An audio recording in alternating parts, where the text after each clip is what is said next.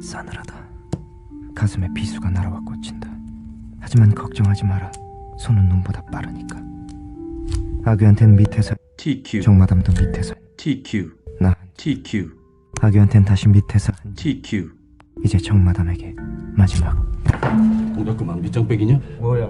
내 배하고 정마담 배를 밑에서 뺐지. 내가 빙다리 핫바지라 보이냐 이 새끼야.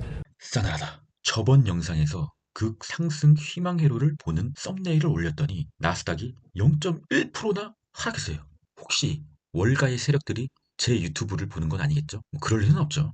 간만입니다. 또 시저입니다. 먼저 금요일 장 먼저 체크하고 가겠습니다. 역시나 금요일은 절반만 열리는 장이어서 그런지 그 어떤 희마리도 없는 결과를 보여줬습니다. 다우산업은 괜찮은 흐름인 0.3%를 상승해줬지만 우리의 나스닥 종합은 0.1%나 하락했습니다. 사실상 보합이죠. 아무 일도 일어나지 않았습니다. 원래 반장은 반만 열리는 반장은 그다지 세력들도 힘을 쓸 수 있는 시간이 너무 부족하기 때문에 열린 듯 열리지 않는 듯 끝나게 되어 있습니다. 다만 다우 산업이 0.3%가 오른 것은 반장치고는 굉장히 많이 오른 수치라고 볼 수가 있습니다. 필라델피아 반도체는 역시나 보합이고요. 공포지수 체크하겠습니다. 공포지수 같은 경우는 나스닥이 내렸음에도 S&P나 다우지수 쪽이 그래도 올라줬기 때문에 전일 대비해서 1포인트가 오른 68로 마감했습니다. 공포지수 70이 도달하지 못했기 때문에 제 계좌는 아무것도 하지 않았습니다. 공포지수가 68로 높아졌지만 나스닥이 내렸기 때문에 추가적인 매도를 하지 않은 것이죠. 최근 두 차례에 걸쳐서 비중 5%씩 매도하여 현재 10% 매도한 상태이고 아직 90%의 롱의 비중이 남아있습니다. 아직은 좀 더 희망 회로를 돌리고 싶은 마음이 있기 때문입니다. 여기서 공포지수가 또 오르고 나스닥이 또 오르면 이젠 비중 10%씩 매도를 하겠습니다. 저는 계획대로 갑니다. 제 정신 상태는 이미 TQQQ가 100달러를 넘어갔으면 좋겠다라는 생각을 하고 있습니다. 이미 마음은 TQQQ가 100달러예요. 하지만 조금 흥분을 가라앉히고 공포지수를 체크하면서 여기서 더 오를 시 비중 10%를 매도하도록 하겠습니다. 욕심을 조금 내려놓도록 하겠습니다. 그리고 오늘 또 주요한 뉴스로는 올해 마지막 한은의 금통위 기준금리 또 동결하나 라는 뉴스가 떴더라고요. 현재 2월부터 3.5%로 6회 연속 동결해 왔습니다. 우리나라에서 금리를 여기서 더 오른다고 하면은 더 올린다고 하면은 가계부채 이자율이 너무나 높아져서 소상공인이나 서민들은 굉장히 더 힘들어지겠죠. 그래서 우리 한은은 미국의 눈치만 보면서 금리를 못 올리고 있습니다. 근데 요번에 올릴까요? 당연히 못 올리겠죠. 보나마나 하는 뉴스를 내시고 계시네요. 그래도 잘 읽었습니다. 한은 금통위 기준금리 뭐 어쩌라고. 그리고 오늘 또 제 멤버십에 DOUFE LCH님 감사합니다. 새로 가입해 주셨습니다. 실망시키지 않도록 하겠습니다. 기념으로 제가 주말에 VI 호가창 스캘핑 스킬 국장의 스킬입니다. 미장이랑은 관계가 없는 스킬이고요. 국장의 스킬이고 공포지수 매매 바이블 공포지수 사이트에 들어가 보면은 공포지수를 타임라인별로 볼 수가 있습니다. 하지만 작년 데이터는 볼 수가 없어요. 근데 저는 작년 데이터를 갖고 있거든요. 그래서 제가 노가다로 한번 우리 멤버십 회원 분들을 위해서 노가다로 정리해서 영상으로 또 만들어 봤습니다. 멤버십 회원분들은 시청해 주시면 매매하시는데 많은 참고사항이 될 것 같습니다. 감사합니다. 푸드앤콜 옵션 체크하겠습니다. 0.80 조금 올랐네요. 횡보죠. 좋습니다. 여기서 횡보하다가 다시 0.75 또는 0.70 사이로 급격하게 또 내려올 시 우리는 좀 더 많은 비중을 매도해야 됩니다. 그럼 키움 전사의 주간 동향을 11월 4주차 20일부터 24일이죠. 주간 동향 한번 살펴보고 가겠습니다. 일단은 금요일에 일간 순매수는 TMF도 매수하셨네요. 우리 개미님들. 왜 여기서 TMF를 사시는 거죠? 이해는 좀 안 되는데 뭐 좋은 수익 기원합니다. 그리고 다행히도 우리 속스S와 SQQQ에 또 매수를 해주셔서 우리 롱을 급락하지 않게 받쳐주셨네요. 감사합니다. 주간 순매수 보겠습니다. 주간 순매수는 마이크로소프트가 1등이죠. 마이크로소프트는 최고점을 갱신하였습니다. 어쩌면 우리 마이크로소프트가 애플을 제끼고 시총 1등이 될지도 모르겠네요. 애플은 많이 긴장해야 될 것 같습니다. 그리고 속스 S 여기는 보이지 않지만 또 밑에 SQQQ가 위치하여 있더라고요. 감사합니다. 그럼 주간 매도 상황 봐야겠죠? 주간 매도는 속스 TQQQ가 1, 2위를 차지하고 있어요. 많이 수익을 냈으니까 어느 정도의 분할 매도를 실시하고 있는 것 같습니다. 저도 일부 비중을 과자를 사 먹기 위해서 일부 비중을 조금 매도는 했고요. 키움전사 스마트하네요. 하지만 아직 롱의 시세의 끝은 아니라고 생각하고 있고요. 어차피 최고점에선 아무도 못 팝니다.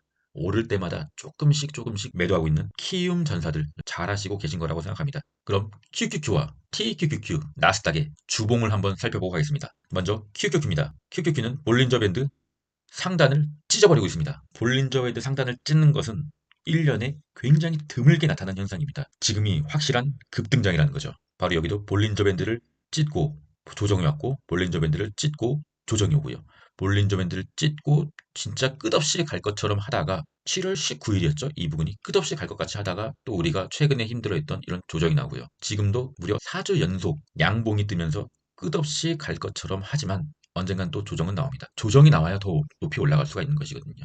근데 현재 상황은 아주 좋습니다. MACD 양봉이 살짝 희미하게 보이는 듯도 하고요. 스토캐스틱도 아직도 주간으로 봤을 때는 과매수의 상황이 안 왔습니다. 좀 더 올라가줬으면 하는 희망 회로가 또 돌아가네요. TQQQ 차트 보겠습니다. 여기를 한번 봐야 되겠죠. 작년이죠. 작년에 스토캐스틱이 과매수의 상황으로 가려다가 실패하고 개급락을 했어요.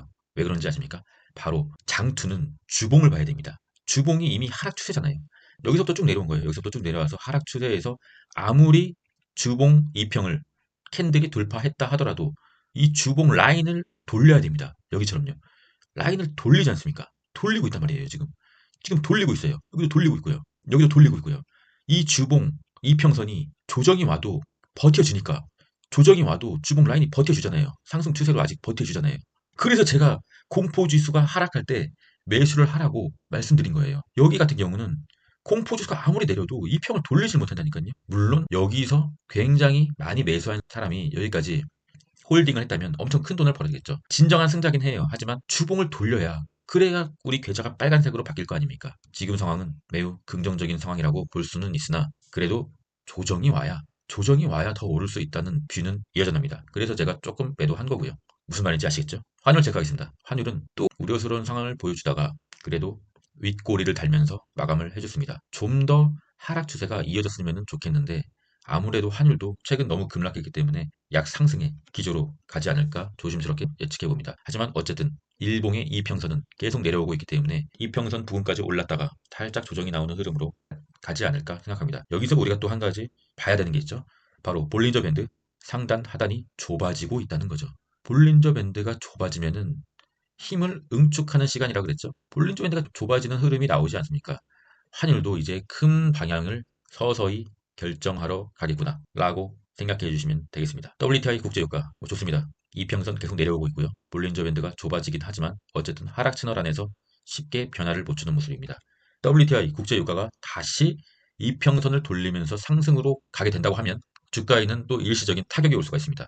바로 이 부분, 바로 이 부분처럼요. 이 부분에서는 주가가 일시적인 조정이 왔었습니다. 지속적으로 체크하도록 하겠습니다. TQQQ 차트 일봉 보겠습니다. 제가 선을 하나 추가했어요. 뭐 별다른 이유는 없고 이 선은 TQ가 급등을 하는 지지선입니다. 급등 지지선입니다. 근데 안타깝게도 저번 주 금요일에 0.1%나 하락하는 바람에 이 지지선 라인 밖으로 밀려났네요. 그러면은 약간의 또 지지부진한 상황이 나올 수가 있죠. 지지부진한 상황이 나오다가 다시 급등해서 여기를 터치하더라도 여기를 뚫기는 또 힘든 차트의 모양이 그려진 거죠. 이제는 환희를 살짝 내려놓고 마음의 준비도 조금 해야 될 타이밍이 아닌가 싶습니다. 급등의 트렌드를 벗어났기 때문입니다. 뭐 속슬도 마찬가지고요. 하지만 아직 이 급등의 하단 라인은 잘 지켜주고 있습니다. 좀 더 지켜봐야겠죠. 불주 차트 보겠습니다. 불주 황제 넘어가려다가 좀 볼게요. 불주도 이 급등 라인을 살짝 벗어났어요. 목요일에 굉장히 큰 제가 비중 5%를 매도했던 이 목요일에 지금 보면 또 최고점에 매도했네요. 근데 하지만 이게 불주의 최고점이라고 생각하지는 않습니다. 또 조정을 좀 보여주다가 다시 오르지 않을까 생각하고 아직도 비중 90%를 갖고 있는 거죠. 조정이 오면은 추가적인 매수는 하지 않고요. 조정이 오면 조정을 또 쳐맞죠 뭐. 그럼 반도체 숏과 나스닥 숏의 일봉 보조지표 한번 보겠습니다. 이 스토캐스틱이 어떤 분이 저한테 그러시더라고요. 왜 맨날 스토캐스틱만 보냐? 저 같은 경우는 스토캐스틱만 보는 게 아니라 수십 가지 보조지표를 봐요. 하지만 단기적인 변화를 살펴보고 예측할 때는 스토캐스틱이 가장 좋긴 합니다. 그래야 여러분들이 이해하시기도 편하고요. 그래서 제 영상에서 스토캐스틱을 언급하는 것일 뿐 제가 스토캐스틱만 보고 매매를 하는 사람은 아니라는 것을 기억해 주셨으면 합니다. 어쨌든 스토캐스틱이 과매도의 우물을 이렇게 길게 유지한다는 것은 추세가 상당히 안 좋아졌다는 것이고 여기서 다시 스토캐스틱 우물이 끝나더라도 또다시 시작될 수도 있는 가능성도 있어요. 그래서 숏을 이미 투자하셨다고 하면은 나스닥의 조정이 시작되면은 나오셔야죠. 여기서 무리하게 물타면서 숏을 장투하려는 생각을 절대로 가지시면 안 됩니다. 나스닥의 조정이 시작되고 어느 정도 뭐 이쯤에서 파신 분들이 어느 정도 본전이 된다고 하면 그냥 포기하고 나오셔야 된다고 봅니다. 현재는 스토캐스틱 K값이 D값을 살짝 위로 올라왔으므로 약간의 숏의 희망적인 모습은 보이긴 하나 저는 숏은 타지 않습니다. 미국 주식 지수 단타는 굉장히 어렵거든요. 그래서 저는 단타는 치지 않기 때문에 숏은 타지 않겠습니다. 순매수 상황 봐야죠. 아까 얘기했으니까 넘어가도록 하겠습니다. 그럼 비트코인 차트 보겠습니다. 비트코인은 뭐 24시간 365일이기 때문에 지금의 차트고요. 제가 며칠 전 영상에서 이 음봉이 거짓인지 개미털기인지 횡보인지 며칠 뒤에 알게 된다고 했죠. 개미털기였던 것 같습니다. 당하지 않았고요. 왜냐하면 저는 이 선을 그어놨기 때문에. 유튜브를 보면은 선을 수십 개, 막 수백 개를 그어놓은 사람들이 있어요. 그런 유튜브는 그냥 보지 마세요. 아니 선이 뭐 수백 개 있는데 그중에 한 개는 맞지 당연히. 그냥 반드시 그어야 되는 선, 이 선 한 개, 뭐 두 개, 세 개, 이 정도까지는 선을 그어놓으면 보기도 편하니까 긋는 거는 괜찮으나 수십 개, 수백 개 긋는 사람들은 그 사람들은 차트를 못 보는 사람들이에요. 보지 마세요 그런 사람들은. 어쨌든 비트코인은 지금 흐름 좋아요. 최고점을 엊그제 갱신을 살짝 했었고요. 다시 조금의 조정을 받았지만 어쨌든 우상향을 하고 있는 편안하게 홀딩할 수 있는 차트로 다시 복귀하였습니다. 비트코인은 홀딩입니다. 이더리움 보겠습니다. 이더리움은 물론 엊그저께 최고의 순간을 보여주다가 살짝 내려왔지만 그래도 여기를 다시 돌파한다고 하면 그때부터는 알트코인의 랠리가 다시 한번 펼쳐지게 되는 거죠. 어차피 지금 할 수 있는 것도 없고 홀딩하겠습니다. 코인의 폭탄 돌리기 패턴 잠깐 보고 가시죠. 코인의 폭탄 돌리기 패턴은 비트코인이 상승 먼저 합니다. 그 다음 이더리움이 상승하죠. 그 다음 알트코인 유명한 거 많죠. 뭐 도지코인, 이더리움 클래식 이런 알트코인들 많잖아요. 그런 알트코인이 상승하고요. 그 다음에 김치코인, 김치코인이 상승합니다. 듣도 보도 못한 근본도 없는 김치코인들. 마지막 랠리가 코인의 마지막은 알트코인과 김치코인의 미친 랠리예요. 그리고 김치코인은 상패됩니다. 사람들은 비트코인이 상승할 때 내리겠지, 일시적인 상승이겠지 하다가 이더리움이 상승하잖아요. 내리겠지, 일시적인 상승이겠지, 조금 사볼만 하다 이렇게 생각하다가 알트코인이 상승할 때 올라타기 시작합니다. 그리고 김치코인이 상승하면은 전 재산을 때려박죠. 그리고 좋지 않은 결말을 맞죠. 하락은 역순이니까요. 김치코인이 상승하고 코인의 랠리가 마무리됩니다. 김치코인 먼저 내리기 시작하는 거죠. 그래서 과도한 금액으로 베팅하다가는 매도 타이밍을 놓치면 매우 힘든 상황이 올 수가 있습니다. 소액이라면 지금도 알트에 가능한 상황입니다. 왜냐하면 이더리움이 전고점을 돌파하지 않았기 때문입니다. 하지만 이 역시도 그냥 소액으로만 코인은 장투를 못 하잖아요. 막말로 나스닥, QQQ나 뭐 지수 레버리지 같은 경우는 물려도 물타기 하면 언젠가는 본전이 와요. 언젠가는 본전이 오는데 이런 김치코인이나 알트코인을 잘못 들어갔다가 물타기 시작하면은 날아갑니다, 여러분. 머리에 새기시고요. 코인의 공포지수 체크합니다. 73, 최고점입니다. 제가 뭐라고 했죠? 75에서 80 사이에서 저는 코인을 매도한다고요. 제 말 좀 들으세요. 욕심 부리지 말고 75에서 80이 되면 코인을 매도하세요. 분할 매도죠, 당연히. 코인도. 어쨌든 얼마 남지 않은 것 같습니다. 긴장하고 있습니다. 마지막은 주식 명언으로 마무리하겠습니다. 주가 하락기나 보합 국면에서는 개별 주식에 대한 투자 근거를 되돌아보라. 어쨌든 현재는 상승기긴 하지만 보합 국면에 들어갈 것 같습니다. 우리가 본인들이 이 영상을 시청하고 있는 여러분들이 처음에 그 주식을 왜 샀을까? 다시 한번 복기해 보시고요. 처음에 본인들이 가지고 있는 이 주식이 상승하면은 본인은 어떻게 할 것인가? 라는 것을 다시 한번 복기해 보시기 바랍니다. 매수 이유와 매도 이유가 분명히 존재해야 될 것입니다. 남들이 사라고 해서 누군가 사라고 해서 얼굴도 모르는 누군가 사라고 해서 사고 그랬다고 하면 더 이상 할 말은 없죠. 앤서니 볼턴이라는 사람은 은퇴를 하셨다가 20년 코로나가 발발하고 20년 4월에 다시 복귀를 하신 분입니다. 20년 4월부터 나스닥에서 무슨 일이 벌어졌죠? 미친 상승이 나왔지 않습니까? 앤서니 볼턴이 그렇다고 하면 그런 겁니다. 주가 하락이나 보합 국면에서는 개별 주식에 대한 투자 근거를 되돌아보라. 되돌아보십시오, 여러분. 그럼 전 되돌아보러 가겠습니다. 저는 끝까지 가겠습니다. 이상입니다.